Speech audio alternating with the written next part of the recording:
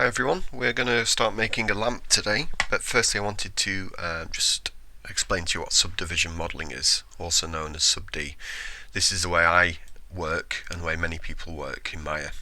So subdivision modelling is a very clean, efficient way of working. It uses as few polygons as possible, which is a benefit because if you have a object absolutely filled with polygons, it'll slow your computer down, and any repairs, when you need to go back and repair it, it's a lot easier to repair 10 polygons than it is 1,000. And as part of this process, Maya actually smooths the polygons for us, so it ends up smoothing and making edges very soft and almost like liquid. And then if you want any hard edges to contrast those, we control those by adding what's known as edge loops, and we can also cut the geometry in other ways, such as using the multi-cut tool. So I'll explain exactly how this works. So here is a cube, and I'm going to make sure I'm in object mode. I just went right click, object mode, and just a couple of things first. Make sure that this is on poly modeling, this shelf here, and make sure that this is under modeling as well. So if I click on this, if I press 1, this is the sort of standard view. If I press 3, it will show you what it's like when it's smoothed. So what Maya's done here, so you can go into edge mode by right clicking, holding down the mouse and going up to edge and letting go, so I can highlight the edges. We've got one edge here, one here, one here. So what Maya's doing is looking at this one, looking at the angle of it, looking at the angle of this one, and then going, right, I'm going to smooth the path through all of this.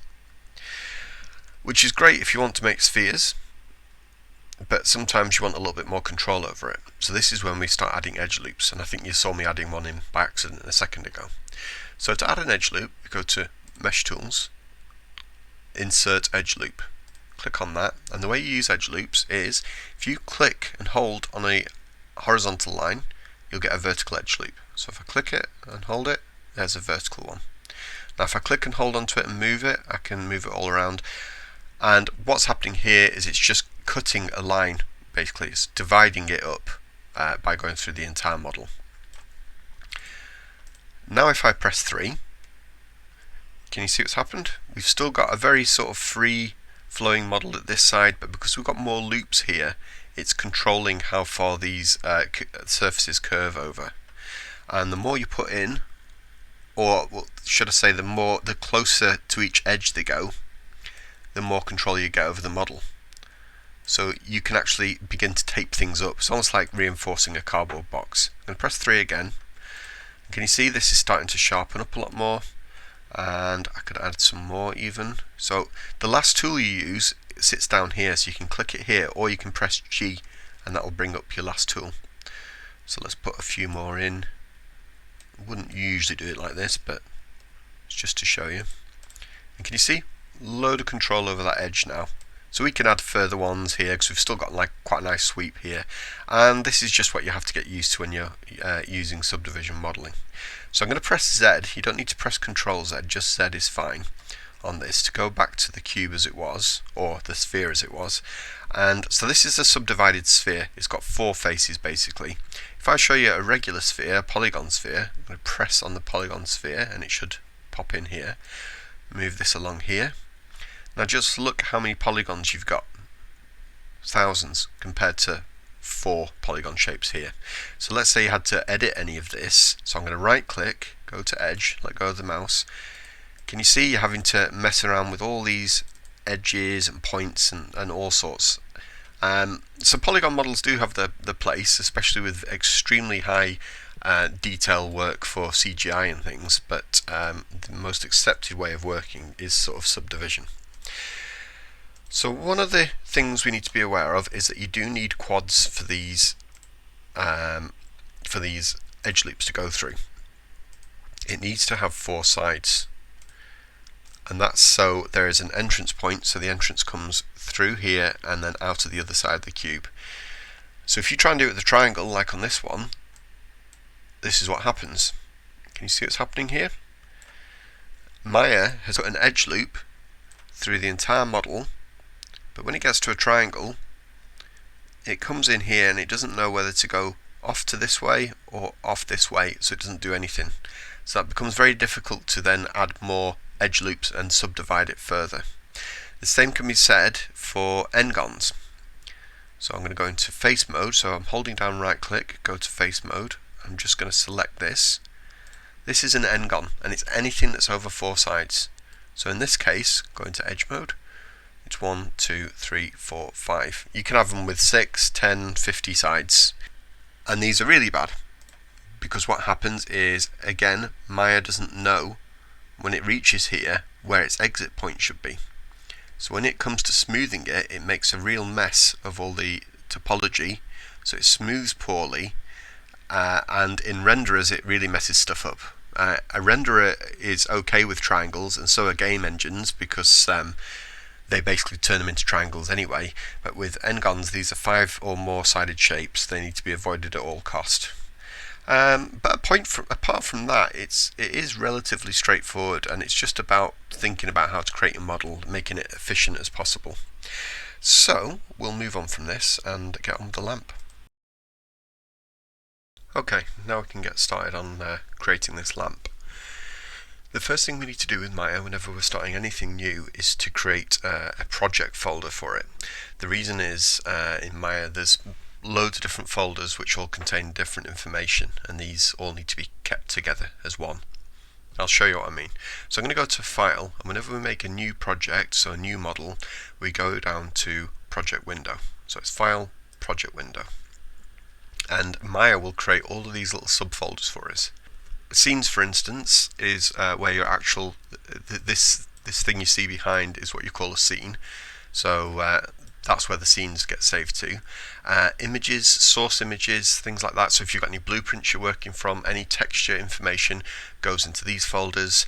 And other areas, for instance, autosave, because Maya does crash now and again, so it's good to have an autosave backed up every 10-15 minutes or so.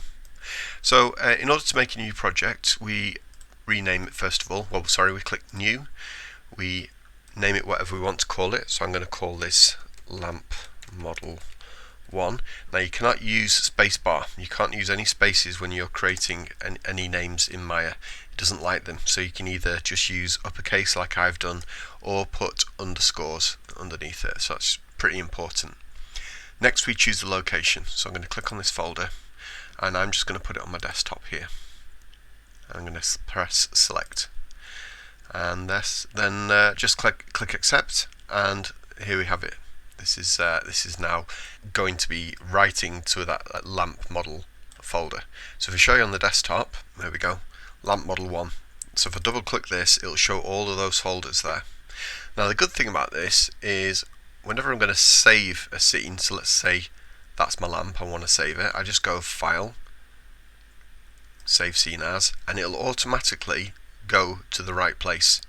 It'll go to that correct folder where the scenes are kept. So that's great, but if you ever want to then move and use this on a different computer, what you need to do is grab this entire folder, copy it onto a pen drive or however you want to move it, and then you need to select that when you open up Maya at home. So let's say I want to select a different project. I've got one here called Maya Cabin 3 Texturing. So let's say, because at the moment if I do anything, it's all going to be saved in this folder here. Let's say I want to save everything in this folder.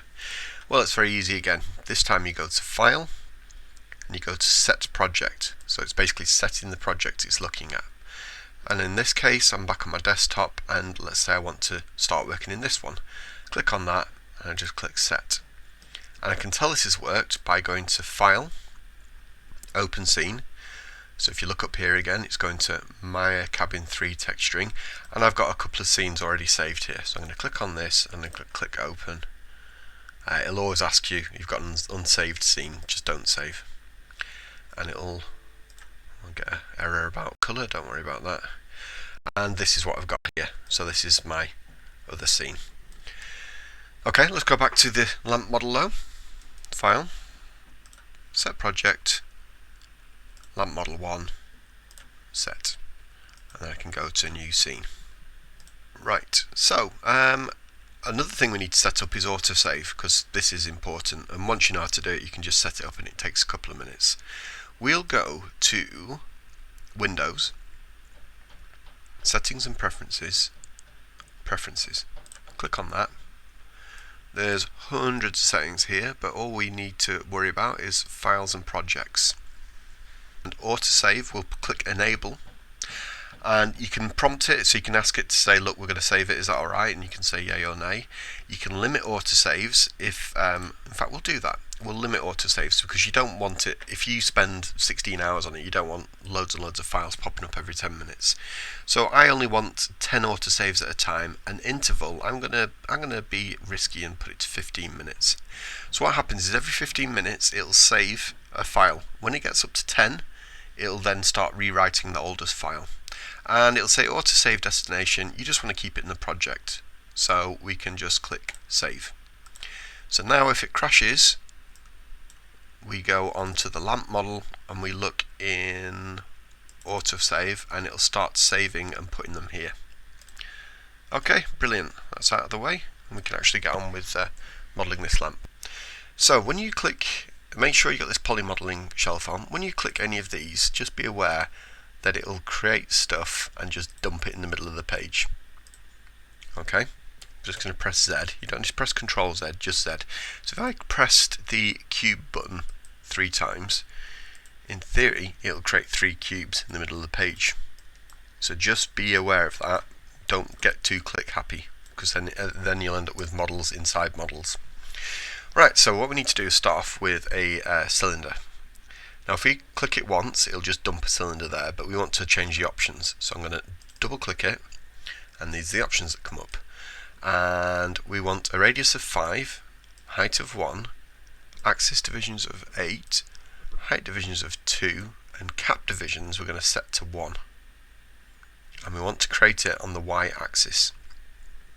So I'm just going to click create.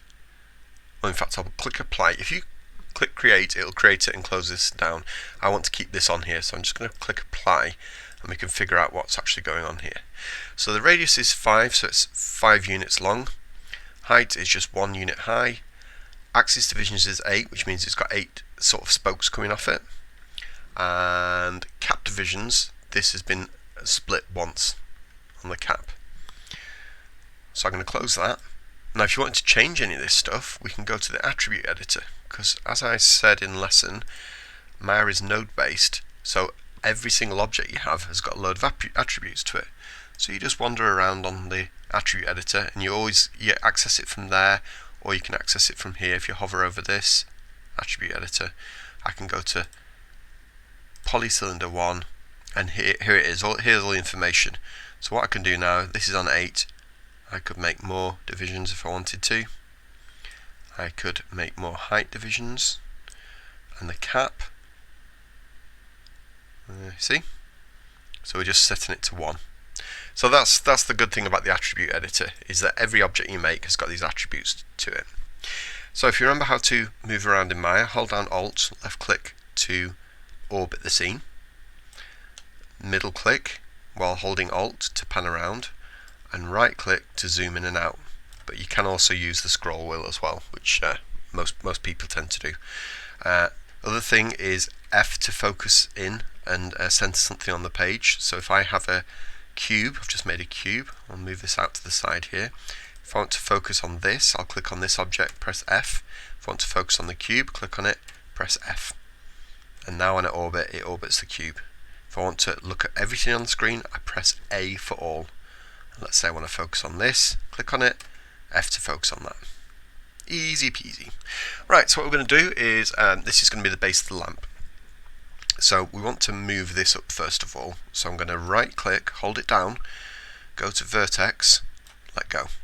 And I'm going to click on this one vertex. Sorry, I should have said this. Q, W, E and R. If you remember these 4 keys, pinky finger should be on Q, then your next finger W, E and R. It's very quick to go through them. So you select things with Q. Now I want to move this, so I'm going to press W, and we've got this manipulator that comes up. Let's just move this up a bit, and because this is all connected, it will pull everything else along with it. Okay, now we're going to go to the, in fact I'm going to get rid of this, so what we need to do is just click on it and get rid of it. Let's go back to this. we want to, you see this base of the lamp, I want this to be, this is the base of the lamp. In fact, I'm going to right click, go into object mode, I'm going to move the whole thing up just so it's sat more or less on the ground rather than through it. We want to bring this face in a little bit, so there's a bit of a sort of bevel on here. So the way we do this, hold down right click, go into face mode, click, hold down shift, press Q first, sorry. You can select stuff in move tool and in the rotate tool and the scale tool, but there's always a hint, there's always a danger you can select that, so it's very good getting into the habit of pressing Q first. So press Q, hold down shift and click all these faces, and you can tell this highlighted because they're in a sort of red colour. I want to move these all inwards slightly, so I'm going to actually scale this. So I'm going to press R to scale. Now obviously it comes up here as well, and I want to scale it globally, so that means scale it from all directions at once. If I scaled it on the blue, can you see what it does? It sort of just pushes it centrally like that. I want to push it in all directions, so I'm going to use the middle blue one and it'll evenly pull it all in. So I just want to take it in a little bit, click away from it, and can you see now we've got like the base of it is nice and smooth. So have a go at that, and then screenshot that please, and just talk about how we set up the object and what you've done, in that you've used the top vertex and moved it upwards, then you've selected all the faces on the bottom, gone to scale and scaled it all in a little bit. So we need to do a little bit of housework to this, because as you may have noticed, right click, hold it down, go to face, we've got loads of triangles here on top. Sides are all quads, so that's fine, but we've got triangles all over the bottom. Luckily this is very easy to fix, because all we need to do is right click, hold it down, go into edge mode, and we'll select every other edge.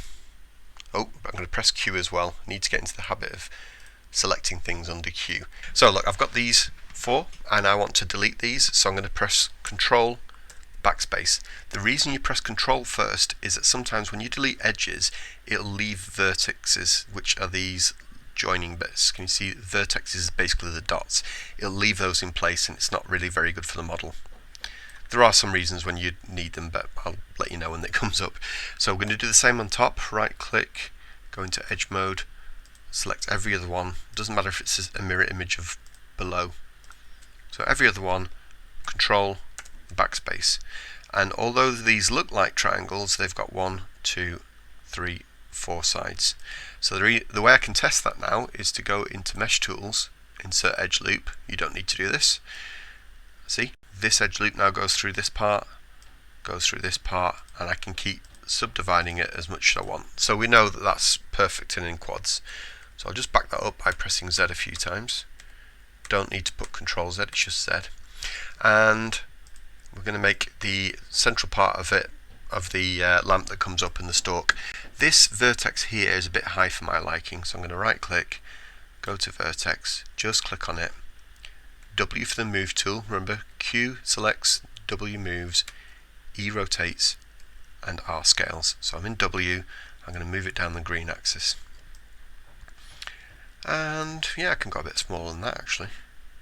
Probably about there.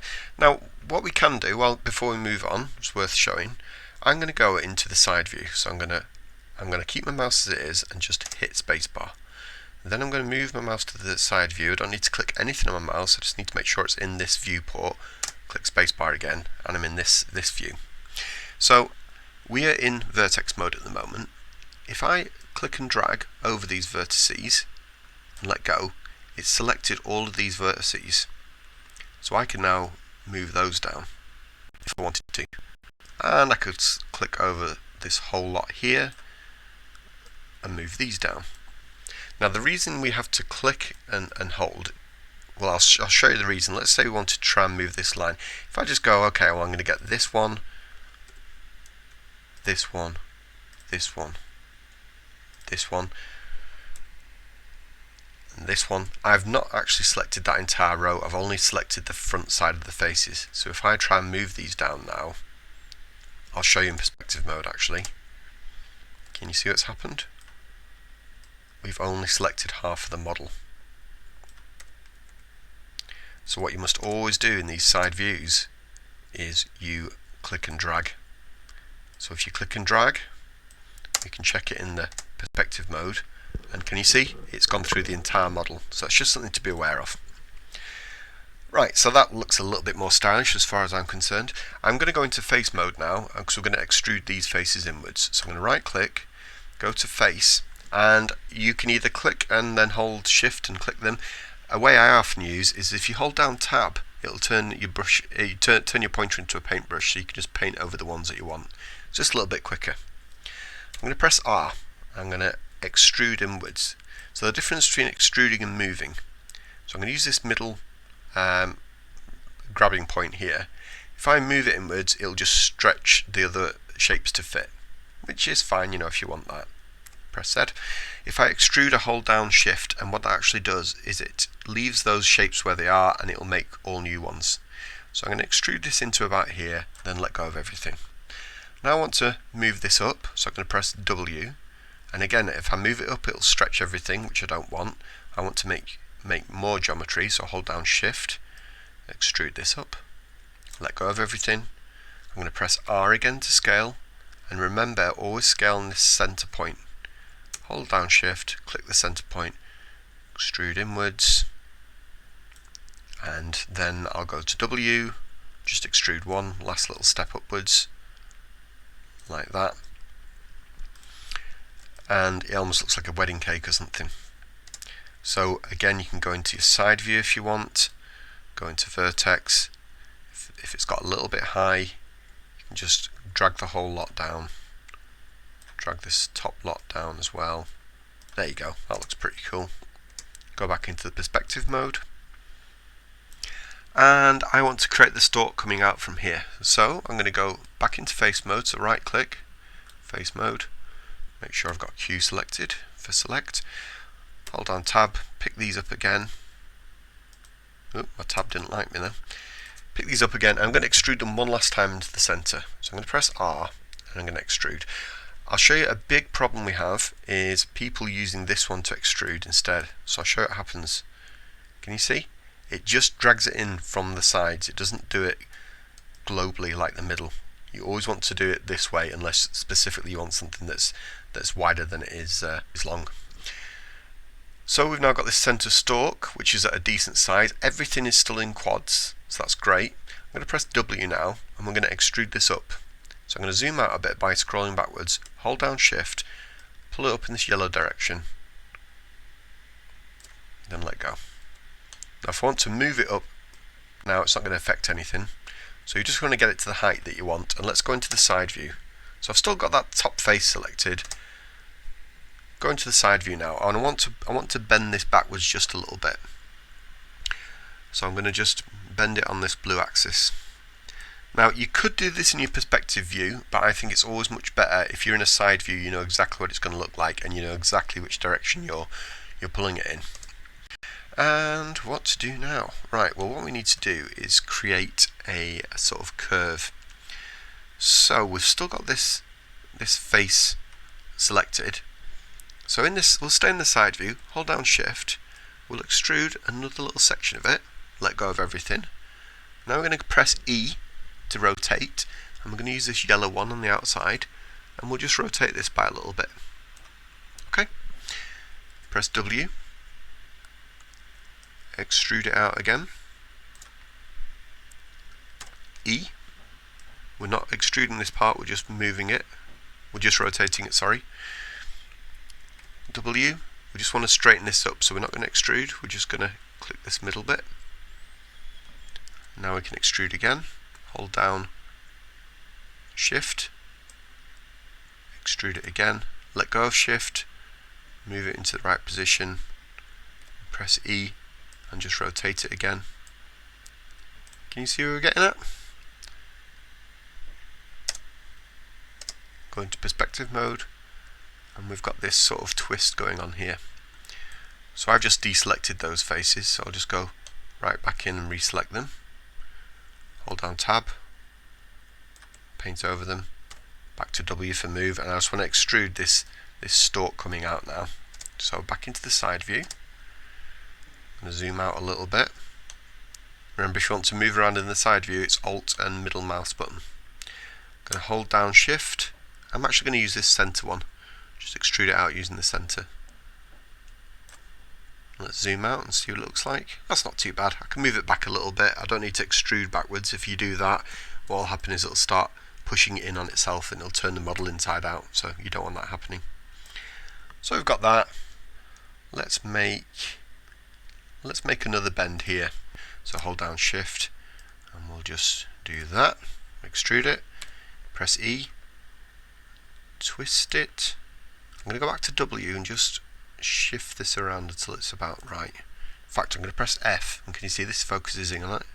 I'm going to hold down Shift again, extrude one more time, then press E, and then just do that.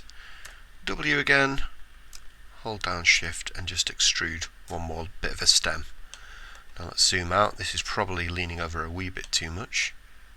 Yeah, a little bit too much. So this isn't a problem. Right click, vertex, and we'll grab all of these lot at the top and move the whole lot. Now you can use this this middle manipulator, because inside view it constrains it to just up, down, left, right anyway, so it's no big deal. So I'm going to move this back until it's sort of nicely balanced. And you know what? I can grab these lot and move these up a little bit if I want. See how much control you've got over it. So now we've got a really nice sleek looking lamp. So when you're modelling in 3D, you basically have to think of how this thing is actually manufactured and all the different parts of it. Up to now we've built this all out of one part, which is fine, but let's say we've got some other parts going to it. If you have bolts on here, for instance, you would model those as a separate piece, because when you're manufacturing a lamp, those are separate pieces that get screwed into it. Even like the lampshade, for instance, that lampshade would not be part of this object, it would be an extra piece. So this is how we're going to actually go about doing this. But this part is completely done and dusted. Let's now put some bolts on the side of here.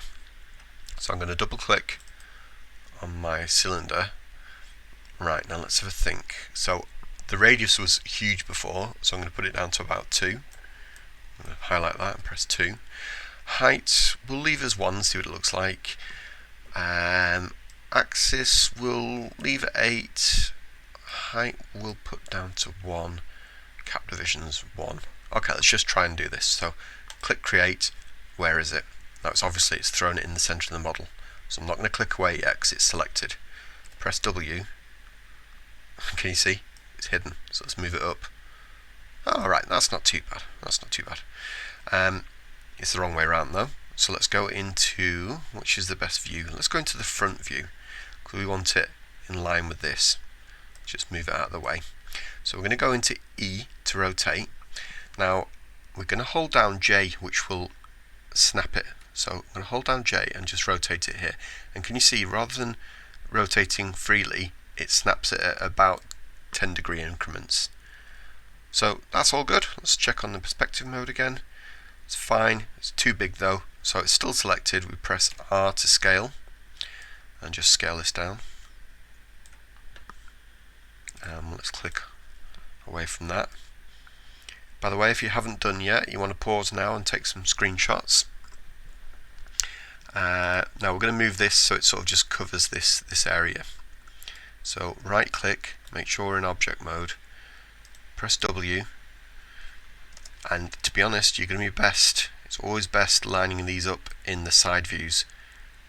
So it's right there, and if it's right here, then it'll be right in 3D, which when we come back and see, it most definitely is. Well, near as damn it. Okay, I'm going to press R because this is too thin, and this time I am scaling out on this side because all I want to do is make this bolt a little bit fatter the way it comes through, and that's fine just to sit on top of there. Now you might have noticed we have some triangles again, so if you want to be a stickler with this, you don't need to, but might as well get these good habits ingrained. Every other one, control, backspace, back to this side, every other one, control, backspace. Okay, that's cool. We need one up here now. So we can duplicate this one. So we right click, go into object mode to select this object. So this is one object, this is a second one. So we get this one and we just go Control D. And what it'll do, it'll make a copy of itself, and again it'll throw it down right on top of itself. So now we press W and move this copy. Now we don't want to move it on this middle one because it could go anywhere. Let's be clever and just move it in this direction and this direction. And there you go, we've got a couple of gorgeous looking bolts. So yeah, screenshot all that and then we'll get on to making the lamp. Okay, back again. So we're going to make the lampshade. I want to first of all save this, so I'm going to go to File, Save Scene As. Now I've already saved one as Lamp 1, so I'm going to call this one Lamp 2. So can you see down here, I'm just going to type in Lamp 2. Remember not to use any spaces. Click Save As, and that's Save the Scene. And what we can also do is check on our lamp model folder and just have a look at the autosave to see if it's working. So double click, and can you see it's already saved 2 of them for me. So if this crashed, I could always go into the autosave and hopefully recover the majority of the file. Right, so let's make the lamp bit of the lamp. So we'll double click on the cylinder option, making a lot of cylinders today, and this time we'll have a radius of 5. I'm going to press Tab, which will go down to the next one. Height of 5. Axis divisions, we'll do 6. Height divisions, 3. Cap divisions, 0. And we want to create this in the Z axis.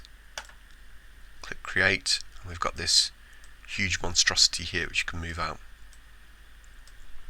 Now when I plan these lessons, I'm always making sure these multiples all work out when I'm cutting into them and things. So usually I go in multiples of 2, 4, 8, 16, 32. That's a good way of going about it when you're dividing things. Right, okay, so we need to make this lamp shaped, which is pretty easy. Right click, face mode. Let's grab this face.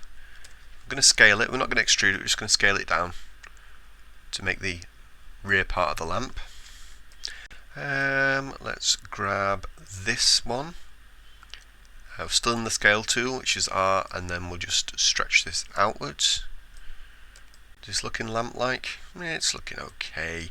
Let's grab this edge. So right click, edge, and if we double click, it'll select the whole edge loop going all the way around it. Let's squeeze this inwards this time. You can always just mess around and see which way it works best. That's looking better. And what I can do if I wanted to, now I've got this edge selected, I can press W, I can move that forward or backwards. So I'll move it forward just a little bit. Yeah, that's not bad. Oh, it's funny with edge loops, you can't often select the outer edge because it's at the edge of the model. Instead, you just select the face. So let's get this face, and I'm going to move it in just a wee bit. Right, so that looks cool. It looks like a retro lamp, doesn't it? So we need to make the interior of the lamp now. So with this outer face selected, we're going to extrude some geometry inwards. So I'm going to hold down Shift. Oh, and by the way, if you extrude the wrong way, that'll happen. Not the end of the world. But I'm going to press Z a couple of times to back it up. Just make sure you're extruding inwards. So I'm extruding, clicking, dragging to the left to bring it inwards. I'm making a little bit of a lip there, can you see? And now I'm going to press W, and I want to just push this in. Oh no, in fact, what we'll do, R, we'll scale this in, and we'll push that backwards. So I didn't extrude, I just scaled inwards. W, click the yellow direction and just push that inwards. And we want to push it to the point where we doesn't want to break out of the other side of the model because that's going to look ridiculous, but we'll just, there you go, just gives it a bit of three-dimensionality to it. Now if you want to, you can get your mesh tools, insert edge loop, and you can click on one of these edges here and just split it again. Then press Q to get off edge loop. So this is selected. If we press R now, we can then scale this up and down. It's a lot of just, playing around with it and see what happens. See, if you scale too much, it's going to push it out the other side of the model, so we don't want that. We can use W, we can move this line a bit. See how much control you've got over it? So you've got an awful lot of control about how you want this polygon to look like. That to me looks pretty sweet. So we need to move this into place. It's a bit too big at the moment as well. So right click, object mode, R to scale. We're just going to scale the whole little thing down, back to W. Let's move it into place. So I'm going to move it in this direction. In fact, let's do it the proper way. Let's go into the side view, move it there, and we're going to press E to rotate. So I never really click on these side things. I'm always using the keyboard shortcuts. W to move it. And now let's have a look at it in perspective.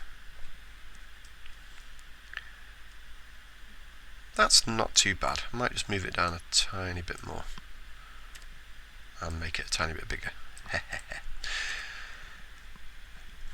Okay, so we've got the basic model done, which is great. Now what we can do is smooth it and get Maya to smooth it correctly, or how we want it. So we can try it a piece at a time. So on the select tool, make sure we're in object mode, right click object mode, we'll select this object, we're going to press 3 and see how it smooths. Now to me, that's pretty cool looking, but I want to retain a bit more control, so I'm going to go back to 1. See, this area here has lost any definition. So I'm going to zoom in over here, so I'm going to go into edge mode. Just going to select that one edge and press F, and it'll actually zoom right into it. So I want more control around here, so I'm going to put some edge loops in here. So I'm going to go into edit mesh, mesh tools, insert edge loop. I'm going to click here and I'll put an edge loop there. I'm going to put one there. We should always aim to add a number of edge loops. It's like triple wrapping it almost. And I'll put one here and one here. So remember, if you're on a vertical line, it'll make a horizontal edge loop, and vice versa. And I might just put ones in the center here, so it doesn't, so it still smooths it, but just not quite as much. Now I can check by clicking 3, and that's a bit more like it. It's still kept these shapes going on, but there's just a bit more smoothness about it. Now if you mess it up, it's no problem. Just press 1 again. If you go too far, just make sure you got your select tool, double click on the line you don't like, or the edge you don't like, and that'll select the whole ring, and then you just do Control and delete. So that's good. That's good. Don't like where that's ending. That looks a bit naff, doesn't it? So let's go into object mode. Let's just move this out of the way by pressing W. Yeah, it's because the edge doesn't have anything on it. So I'm going to click on this object, press 1 to bring it back into normal mode, and we just need to reinforce this edge here. So let's get some of our lovely edge loops. Press G because it's the last thing I selected. I'm going to stick one. I'll put a couple there just in case. Let's try it again. See that? Perfect. 3, and those edge loops have really controlled that bit so it doesn't taper off. Select this. Oops. Make sure in object mode, select that, and then just push that back over. Now we might as well smooth this little kid out. So let's click this and press 3 and see what happens. Again, pretty nice. It looks a bit like a plunger though. So let's go back to 1, click it, press 1, and I'm going to add a couple more edge loops in because I want to keep a bit of the definition, especially here. So I'm going to click one there and one there. You usually do them as pairs. Okay, press 3 now, and let's click away from it. That's pretty good as well. I think the only thing I want to do now is add some more on these edges here, on these corners, because I want this to be really razor sharp. So I'm going to add a couple, put one on here, oops, one on here, on this side of it, and let's do the inside as well. So I'm going to put one on here, like that. Make sure you're in object mode and select it, and then press 3. And I'm pretty happy with that. I'm going to leave these bolts as they are. You can smooth them if you want, but then they'll just turn into spheres, so you'd need to sort that out yourself by adding some more edge loops and just experiment. But you see what we have now is, I'm just going to turn off this, which is wireframe unshaded, so we can just see the model in its entirety. So we've got a really accurate model with some beautiful smoothing going on and some really hard edges as well, and just a load of control over all this geometry. See that? You could cut your finger on that.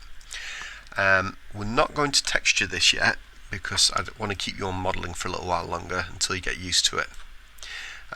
Let's look at the actual amount of polygons as well. It really isn't a ridiculous amount. So that concludes making a lamp for the time being, and we will come back and texture it. So what I would say is screenshot this. Let's save this scene as something new. So save scene as, we'll call it lamp underscore untextured, and we can always come back and texture it another day. Click save as and give yourself a mighty round of applause on your beautiful finished lamp. Why did no one point this out to me? Just move this little dude along because we've got a huge N-gon staring us right in the face. I mean, could life get much worse? This has got 6 sides and this has 2, and I couldn't live with myself without fixing these, so let's try and fix them. It's a good excuse as well to show you another tool that we use. So right click, object mode, and we're going to use this one, which is called multi-cut. So you can access it here, or we can go to mesh tools, and multi-cut is down here as well. We click on it and it's quite straightforward. As long as you've got your object selected, it's going to seek out either edges or vertices to cut from. And in this case we can't put an edge loop in there because it's not going to go through here anyway, so we just need to cut a piece in. Dead easy. We go to this one, click it once, across to here, click it again, and it gives us a preview of what it's going to look like, and we can either press enter or we can right click to commit that cut. So now we have 1, 2, 3, 4, and we go around to the other side, click there, right click. And now, object mode, we can smooth it and we can sleep safely in our beds tonight, knowing that everything is fine.